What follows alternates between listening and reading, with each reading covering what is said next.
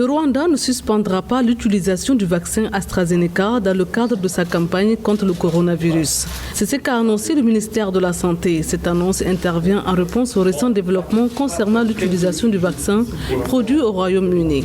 Selon plusieurs rapports, des troubles de la coagulation sanguine sont apparus chez des personnes ayant reçu le vaccin, une situation qui a alimenté la méfiance envers le produit. Au Rwanda, plus de 300 000 personnes ont déjà été vaccinées contre la Covid-19. Le pays veut atteindre une immunité de 60% de la population d'ici fin 2022.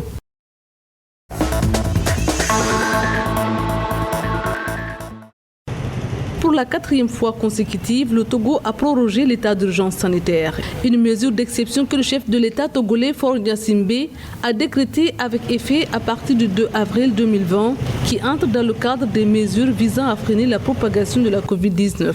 La prorogation de l'état d'urgence sanitaire intervient dans un contexte où l'on assiste, surtout dans la capitale togolaise, à un rebond des cas de contamination. Le 16 mars 2021, le Togo a enregistré 100 nouveaux cas de contamination. Selon les statistiques, 127 nouveaux patients ont été guéris, alors qu'on a enregistré un nouveau décès dû à la pandémie.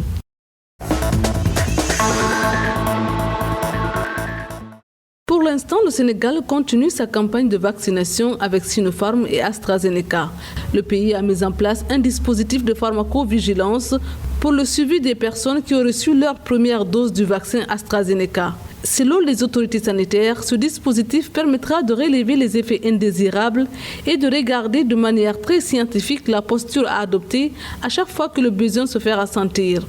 En raison de la baisse de la courbe épidémique, les autorités ont annoncé pour vendredi 19 mars la fin de l'état de catastrophe sanitaire. À ce jour, le pays a recensé 37 254 cas d'infection, dont 33 326 guérisons et 990 décès.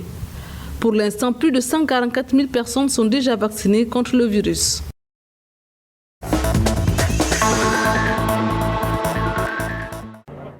Ce sont 100 000 doses de vaccins en provenance de Chine que viennent de recevoir les Comores.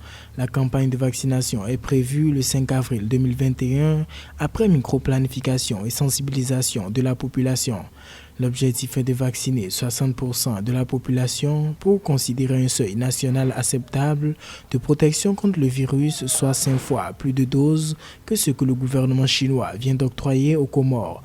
Les Comores ont connu une deuxième vague particulièrement virulente avec plus de 140 morts en moins de 3 mois. L'épidémie semble quelque peu maîtrisée avec 48 cas actifs seulement au niveau national, selon le dernier communiqué du ministère de la Santé.